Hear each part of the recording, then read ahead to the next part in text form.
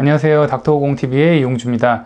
이번 영상에서는 최근에 이제 이 증상으로 이비인후과를 많이 내원하시게 되는 증상인데 어지럼증에 대해서 좀 다뤄보고자 합니다. 어지럼증이라고 하면은 예전에는 이제 뭐 머리 문제가 아닐까 해서 신경과나 혹은 뭐 응급실로 가신다거나 혹은 내과로 가신다거나 했었는데 어지럼증을 일으키는 대부분의 원인들이 이제 귀 문제라는 것이 많이 알려지면서 어지럼증으로 이제 이비인후과를 많이 오시게 되는 것 같습니다. 제일 대표적으로 뭐 이석증 같은 경우가 이제 대표적인 질환이라고 하겠습니다. 하나씩 슬라이드를 보면서 살펴보겠습니다. 일단은 어지럼증을 증상별로 먼저 분류를 해볼 수가 있습니다. 우리가 막 빙글빙글 도는 듯한 느낌의 어지럼증, 예를 들어 코끼리 코를 돌고 나서 느껴지는 그런 빙빙 도는 듯한 어지러움은 현운이라고 보통 표현을 하게 됩니다. 실제로 우리가 코끼리 코를 돌았을 때 그 귀 안에 있는 림프액이라는 게 돌면서 그래서 어지럼증을 느끼는 건데 그게 이제 현운이라고 보시면 되고, 전정기관의 문제일 가능성이 거의 대부분인데 간혹 가다가 이제 뭐 특히 노인이시거나 뭐 뇌동맥류가 있으셨다거나 혹은 뇌종양이 있다거나 고혈압이 심하게 있으셨다거나 하는 경우에는 이렇게 머리 문제, 중추성이라고 하면 머리 문제입니다. 머리 문제로 발생할 가능성도 있습니다.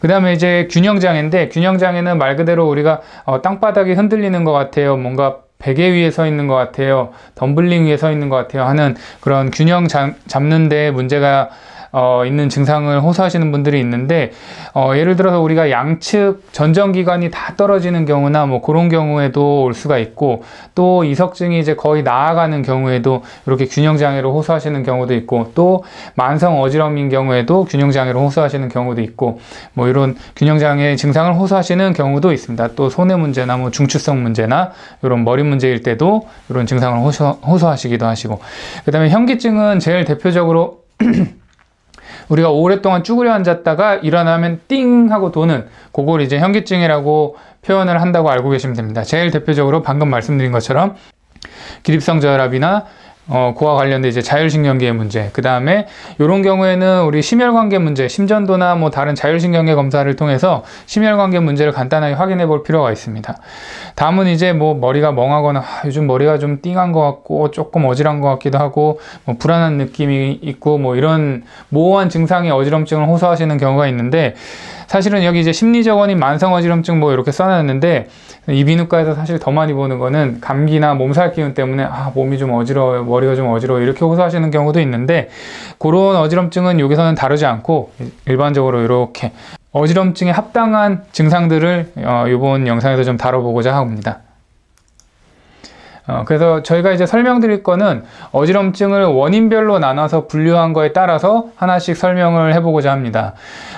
첫 번째는 전정기관의 문제입니다. 전정기관은 우리 귀 안쪽에 고막 안쪽에 달팽이관이랑 그 옆에 전정기관이 있는데, 달팽이관은 소리 듣는 애들이고 그 전정기관이 우리의 평형 기능을 담당하는데, 양쪽에서 이제 평형 신호가 팽팽하게 들어가서 균형을 느끼게 되는데 한쪽이 항진된다거나 한쪽이 낮아진다거나 하는 원인에 의해서 어지럼증을 느끼게 되고, 주로 이제 빙빙 도는 듯한 현운을 일으키게 되는 게 이제 전정기관의 문제입니다. 물론 다른 양상의 증상도 일으킬 수는 있지만, 제일 대표적인 거 어지럼증, 진성 어지럼증을 느꼈을 때 가장 흔한 원인 질환인 이 이석증이 이 전정기관의 문제로 나타나게 됩니다. 정식 명칭은 양성 발작성 체위성 현운, 양성 질환입니다. 이 이석증에 대해서는 제가 나중에 다른 추가적인 영상을 만들어서 좀 더 자세히 설명해 드리겠습니다.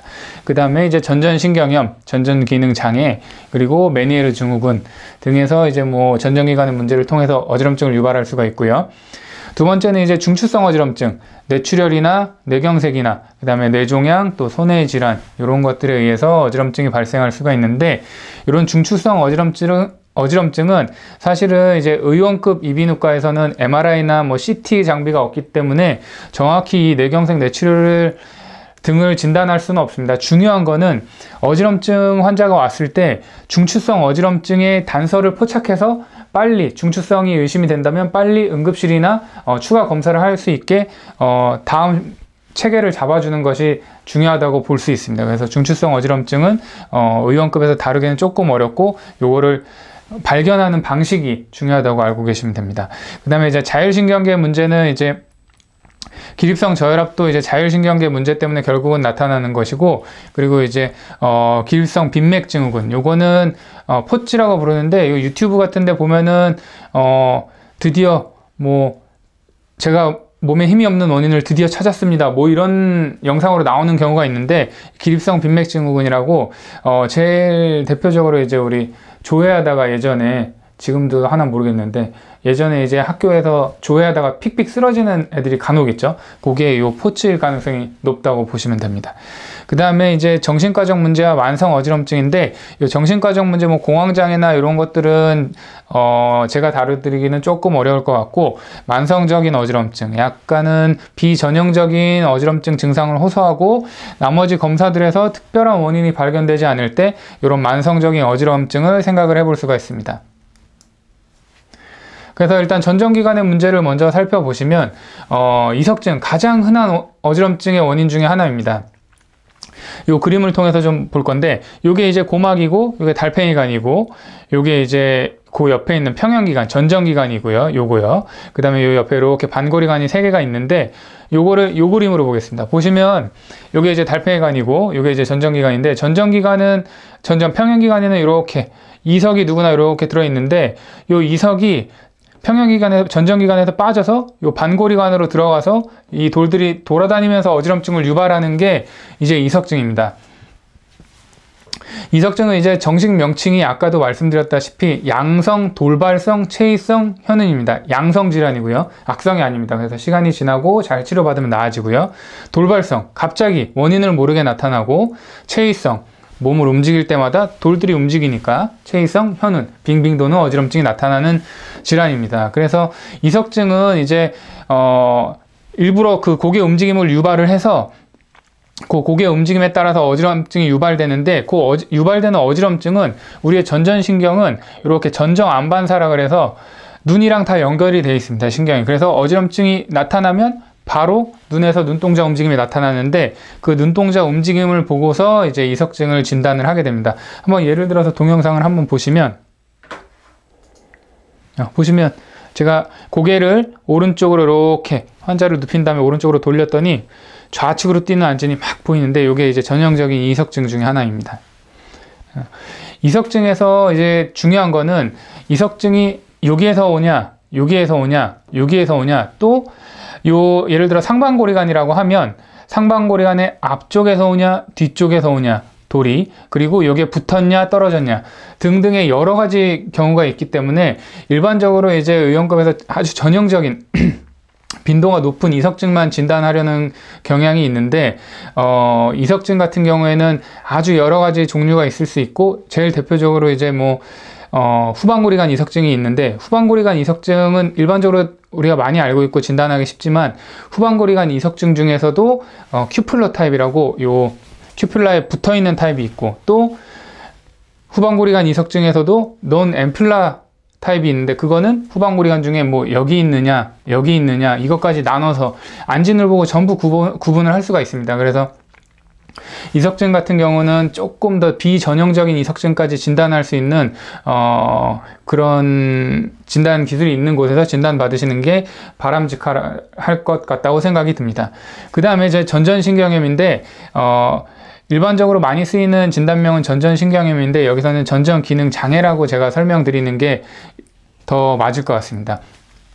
전전신경은 일단은 이 전전기관에, 평형기관에 이렇게 신호를 전달해서 뇌로 이어지는 그 신경을 말하는데, 요게 이제 간혹 가다가 양쪽에서 비대칭이 생기는 경우가 있습니다. 오른쪽이 항진되거나 혹은 오른쪽이 떨어지거나 하는 경우로 인해서 양쪽에서 팽팽하게 신호가 들어가지 못하면서 어지럼증을 느끼게 되는 건데, 이석증 같은 경우는 이 안에서 이제 이석이 막 돌아다니면서 오히려 이쪽이 항진되는 겁니다. 그래서 균형이 깨져버리니까 어지럼증을 느끼는 거고, 전전신경염은 이 신경이 오히려 떨어지니까 반대쪽이 상대적으로 항진돼서 어지럼증을 느끼는 거고, 이렇게 알고 계시면 됩니다.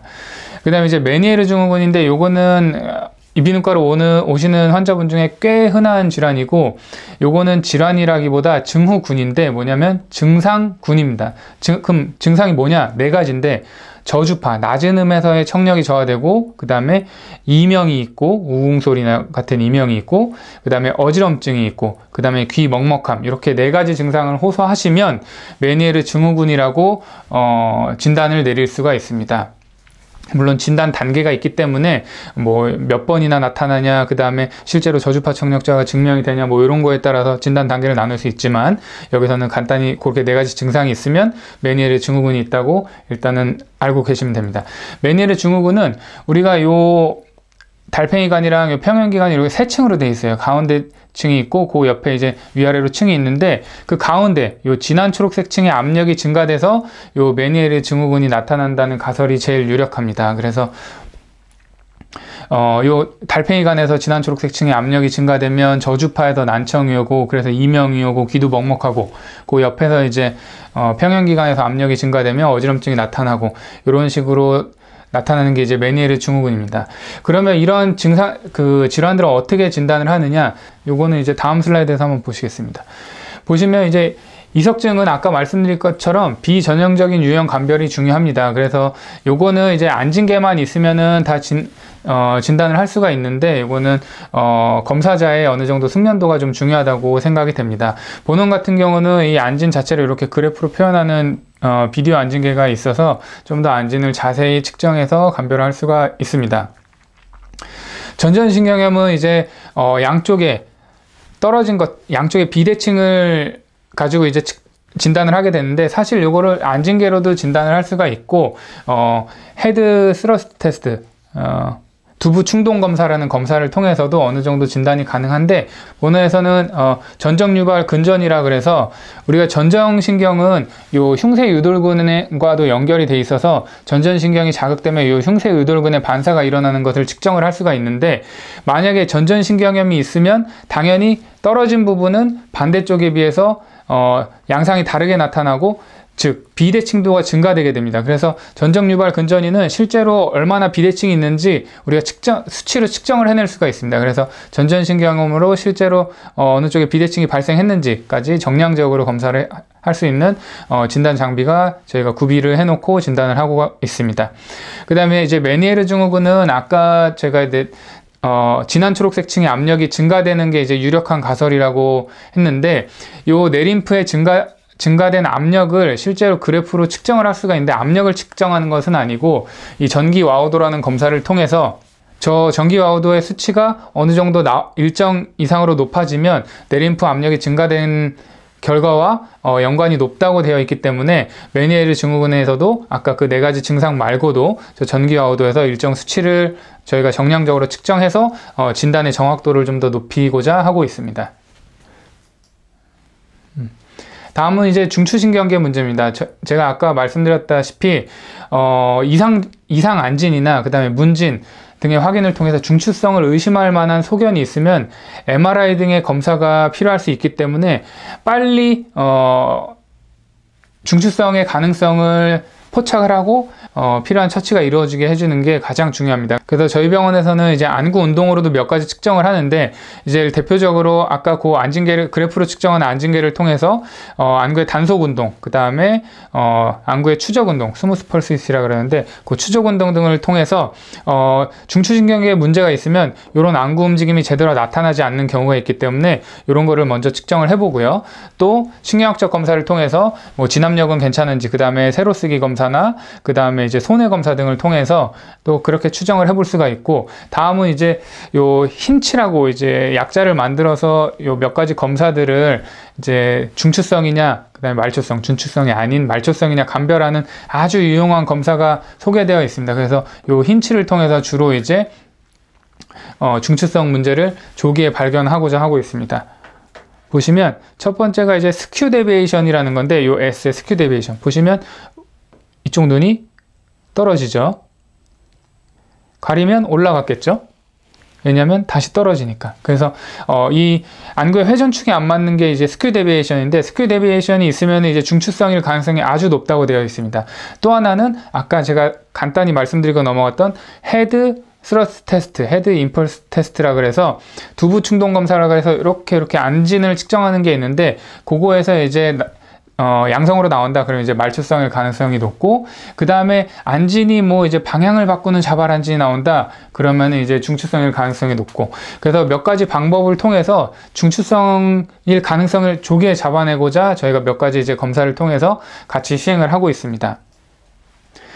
다음은 이제 자율신경계 문제입니다. 자율신경계 문제는 이제 제일 대표적으로 기립성 저혈압, 그 다음에 이제 포츠, 기립성 빈맥증후군, 그 다음에 이제 자율신경계 부조화, 교감이랑 부교감이 깨졌는지 뭐 이런 것들을 볼 수가 있는데, 이런 기계를 통해서 이제 본원에서는 자율신경계 검사를 하고 있는데, 기립성 저혈압은 말 그대로 일어섰을 때 혈압이 뚝뚝 떨어져서 머리로 가는 혈류가 적어지면서 현기증을 느끼는 경우입니다. 요거는 그냥 오랫동안 쭈그려 앉았다가 일어나면 그런 경우 현기증을 느끼는 경우들이 많은데, 실제로 이 기립성 저혈압을 진단받기 위해서는 특정한 기준이 필요합니다. 뭐 일어났을 때 20 이상 떨어진다, 뭐 이런 것들이 필요한데 그 기준에 맞춰서 이제 진단을 하고 있고요.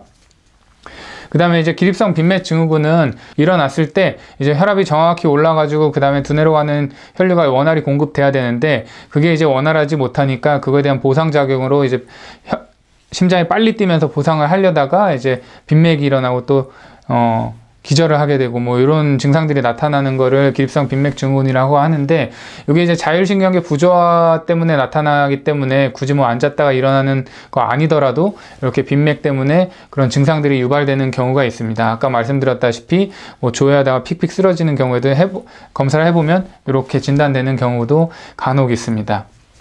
물론 이것도 일정 수치에 의해서 진단 기준이 마련되어 있으니까 그거에 의해서 진단을 하게 되고, 이제 자율신경계 부조화는 우리가 자율신경계는 교감신경, 부교감신경 이렇게 두 가지로 구성되어 있는데, 그 자율신경계 교감과 부교감의 균형도도 볼 수가 있고, 자율신경계 총량은 어떤지 그것도 볼 수 있는데, 이 검사의 기본적인 원리는 우리가 심박 변이도를 통해서 이 자율신경이 제대로 치고받고를 잘 하고 있는지를 보는 겁니다. 심박이 우리가 70회로 계속 뛴다고 해도 그 안에서는 뭐 73, 67 뭐 왔다 갔다 이렇게 자율신경계가 치고받고를 해야 되는데, 그러지 못하면은 이제 심박 변이도가 적다, 이거는 자율신경계 기능이 좀 약하다, 뭐 이렇게 측정을 할 수가 있는 검사입니다.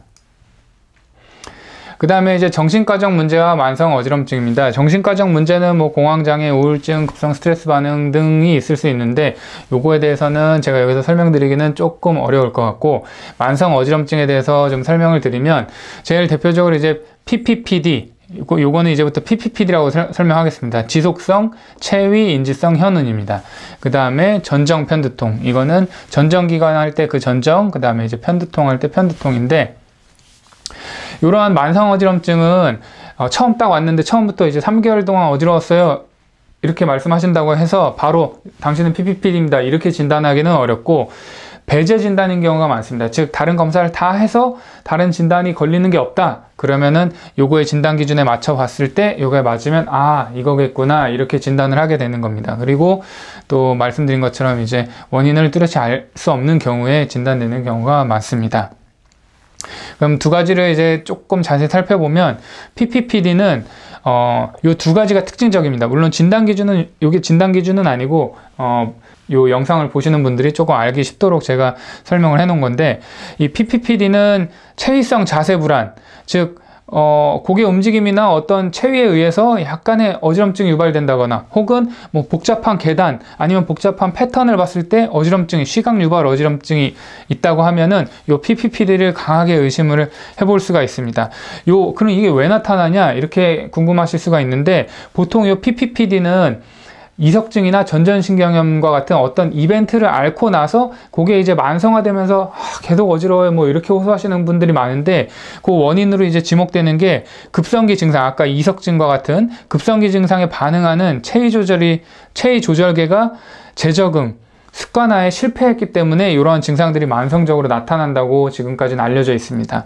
그래서 이제 PPPD가 만성 어지럼증 중에는 이제 아주 흔한 질환이고, 실제로 우리가 뭐 병원마다 다르겠지만 어떤 대학병원에서 이제 측정을 했을 때는 거의 절반 이상이 PPPD로, 어지럼증 환자 중에 PPPD로 진단된다고 보고한 바도 있습니다. 다음은 이제 전정 편두통입니다. 전정 편두통은 편두통 종류 중에 하나입니다. 편두통 종류 중에 하나인데, 편측의 두통이 동반되면서, 즉 편두통의 진단 기준에 맞는 편두통이 있으면서 그 전정 증상, 즉 어지럼증이나 균형 이상 등이 이것도 일정 기준에 맞게 전전 증상이 있으면 전정 편두통으로 진단을 하게 됩니다. 우리가 편두통을 쉽게 진단해 보기 위해서는 두통이 있을 때 약간 빛에 대한 공포증이 있는지, 그 다음에 두통으로 인해서 생활 지장이 있는지, 그 다음에 메스꺼움이 동반되는지 이런 거를 한번 자문해 보시길 바라고, 이렇게 세 가지 증상이 동반된다면 아마 편두통이 맞으실 거고, 맞다면 이런 어지럼증이나 균형 이상도 같이 증상이 있다고 하시면 전정 편두통일 가능성이 높다고 보시면 됩니다. 이상으로 이제 어지럼증에 대해서 제가 설명을 드렸는데, 어지럼증은 최근에는 이제 오히려 이비인후과에 많이 방문하시는 빈도가 많이 는 증상 중에 하나입니다. 근데 증상 양상도 다양하고, 그 다음에 여기에 연관된 진단명들도 매우 다양하기 때문에 정확한 검사와 또 숙련된 검사자에 의해서 검사가 진행이 되어야지 정확한 진단이 이루어지게 됩니다. 그래야만 이제 적절한 치료, 물리치료를 받는다든지 전정 재활 치료를 받는다든지 적절한 치료를 받을 수가 있게 됩니다. 저희 연세위디 이비인후과에서는 아까 말씀드린 바와 같이 다양한 장비들을 다 구비를 하고 있어서 환자분들한테 최대한 이제 정확한 진단을 하고자 시도를 하고 있습니다. 검사 시간도 조금 오래 걸리고 비용도 조금 나오는 단점은 있지만 정확한 진단과 치료를 위해서 저희가 시행하는 것이니까, 어지럼증으로 고생하시는 분이시라면 저희 연세위디 이비인후과에 오셔서 한번 검사 받고 치료 받으시길 권유드립니다. 감사합니다.